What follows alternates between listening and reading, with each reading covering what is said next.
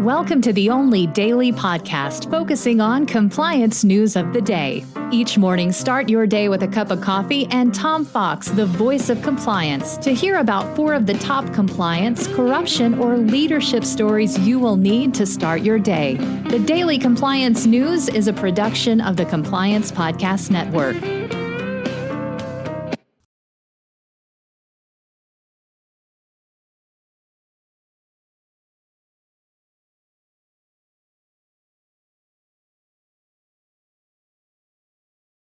The Daily Compliance News for December 2023, the Exiger edition. And we begin with that story from the Wall Street Journal as Carlyle and Insight Partners have acquired Exiger.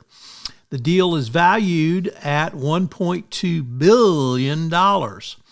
So that's a pretty sizable purchase. The firms beat out other rivals, including Blackstone, in a competitive auction process. Exiger, of course, is well known in the compliance community for their work as far back as the monitor of HSBC,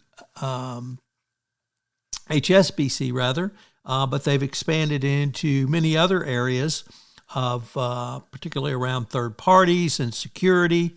Brendan Daniels and I have done a series of podcasts together over the years. They are really a well-known and great player in a variety of compliance arenas, so congratulations to Exiger.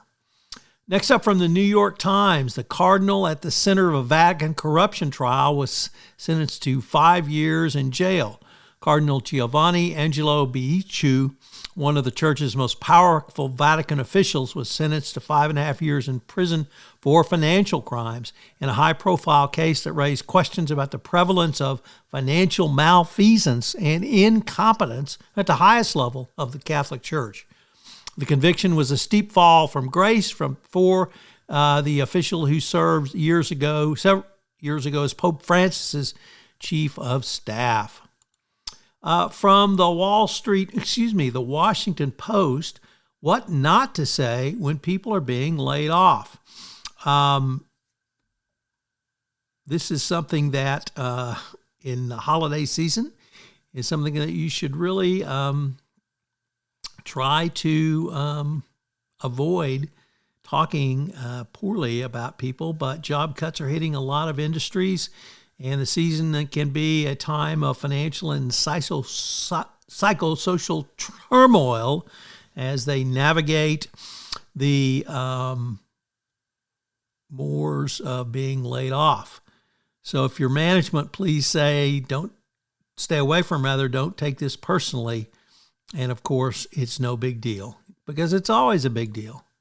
And finally, from Bloomberg, why should you not engage in patent violation? Well, Apple found out as they're having to pull the Apple Watches because they violated a patent and haven't been able to make a resolution with their the company that they violated the patent with, Massimo Corporation. Sorry, Apple. The Daily Compliance News is a production of the Compliance Podcast Network and a proud member of C-Suite Radio. Thanks so much for listening. I hope you'll join me again tomorrow.